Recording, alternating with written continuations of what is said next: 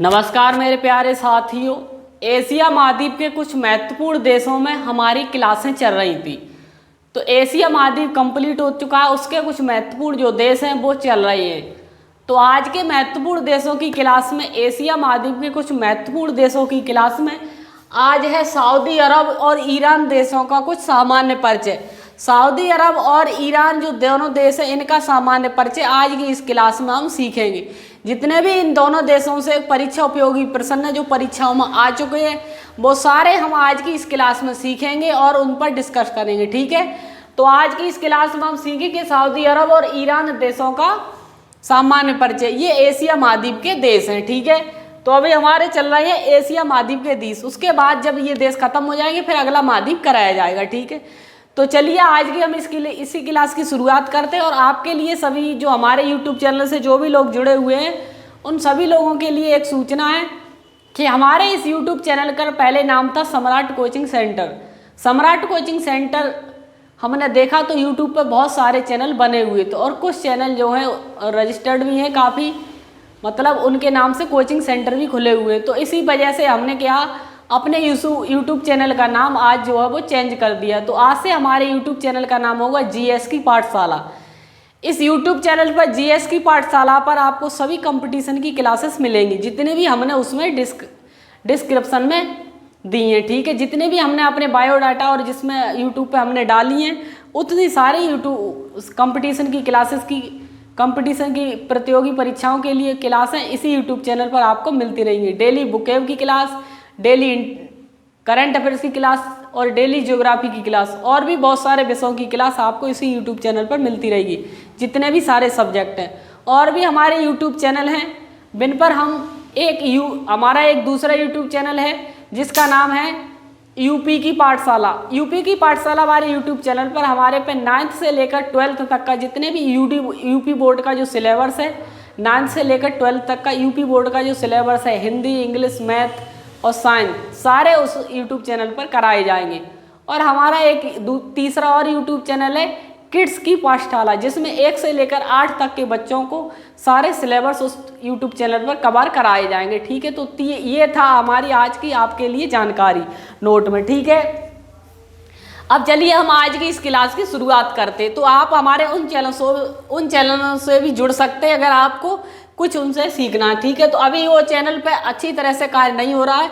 आने वाले समय में हम उन चैनलों को भी जल्दी से इसी तरह से रोजाना वीडियो डालेंगे और पढ़ाएंगे। अभी उन पर हमारे एक तरह से क्या है, काम बंद है, थोड़ा बहुत कभी कभी काम हम करते हैं उस पर। ठीक है, तो चलिए अभी ये क्लास शुरू करते हैं आज की। ठीक है, तो सऊदी अरब और ईरान देशों का सामान्य परिचय। हम बात करते हैं सऊदी अरब की। तो सऊदी अरब में ही मोहम्मद पैगंबर साहब का जन्म हुआ था 570 ईस्वी में, ईसा पूर्व। ठीक है, मोहम्मद पैगंबर साहब का जन्म 570 ईसा पूर्व में हुआ था मक्का में। कहाँ हुआ था? मक्का एक जगह है सऊदी अरब में, वहीं पर इनका जन्म हुआ था। हम सऊदी अरब की बात कर रहे हैं। ठीक है, सऊदी अरब में ही धार्मिक स्थल है मदीना, जो मोहम्मद पैगंबर साहब से ही संबंधित है।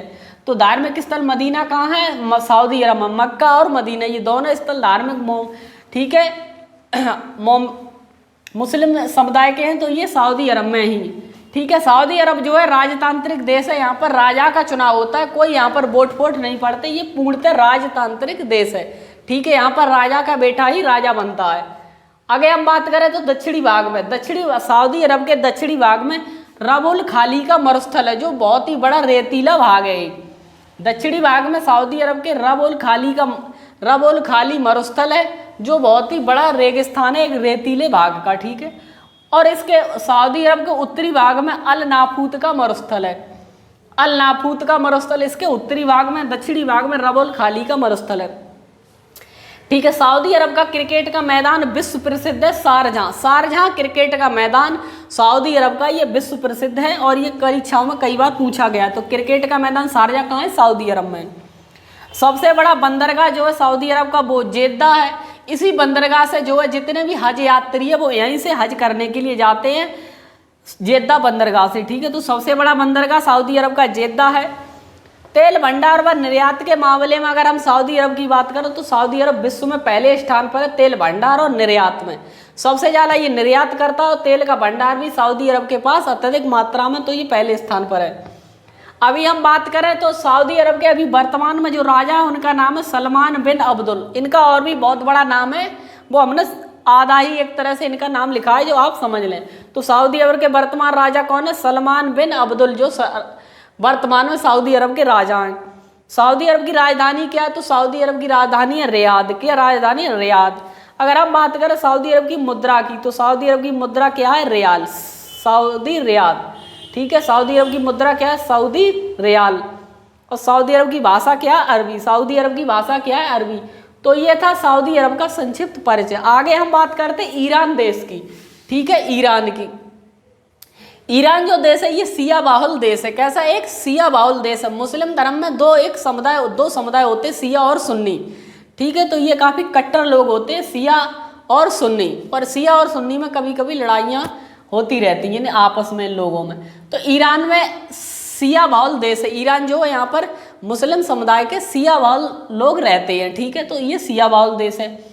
अगर हम बात करें ईरान की तो ईरान की सबसे ऊंची चोटी का नाम है देमाबंद, जो एलबुर्ज पर्वत शिखर की चोटी है। किसकी? एलबुर्ज पर्वत शिखर की चोटी है ईरान की सबसे बड़ी चोटी। क्या नाम है? देमाबंद। तो सबसे ऊंची चोटी ईरान की देमाबंद है, जो एलबुर्ज पर्वत पर है, यानी कि एलबुर्ज पर्वत की है, ठीक है। ईरान में फसलों की सिंचाई जो है, जो फसलों की सिंचाई की जाती है ईरान में कनात नहरों के द्वारा ईरान में फसलों की सिंचाई की जाती है, जो एक तरह से जमीन के अंदर खोदकर बनाई गई हैं। तो ईरान में फसलों की सिंचाई किससे होती है? कनात नहरों से सिंचाई की जाती है।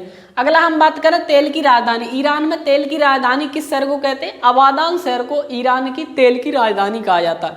ईरान की तेल की राजधानी किस शहर को कहते हैं? अबादान शहर को, ये ईरान की तेल की राजधानी है। अब हम बात करें चाबार बंदरगाह। कई बार आपने परीक्षाओं में बहुत बार ये प्रश्न देखा होगा, तो चाबार बंदरगाह कहाँ पर है? भारत ने इसका निर्माण क्यों किया? ये ठीक है। तो भारत अपने उसके लिए व्यापार बढ़ाने के लिए इस बंदरगाह का निर्माण कर रहा है, ठीक है। तो काफ़ी विकास किया है भारत। तो चाबार बंदरगाह कहाँ? ईरान में है। और ईरान के दक्षिणी तट के एक प्रांत है बचूलिस्तान प्रांत, ठीक है। ईरान का जो चाबार बंदरगाह है ये ईरान के दक्षिणी तट पर स्थित एक प्रांत है बचूलिस्तान प्रांत। बचूलिस्तान प्रांत में ही ये चाबार बंदरगाह है, जिसमें भारत ने बहुत विकास किया। इस बंदरगाह को एक तरह से भारत ने मॉडर्न कर दिया। तो विकास भारत ने किया चाबार बंदरगाह का पूरी तरह से, ठीक है। अब हम बात करें ईरान की तो ईरान की राजधानी क्या है? तेहरान। ईरान की राजधानी क्या? तेहरान है। ईरान के वर्तमान राष्ट्रपति इब्राहिम रईसी है। कौन है? ईरान के वर्तमान राष्ट्रपति इब्राहिम रईसी हैं।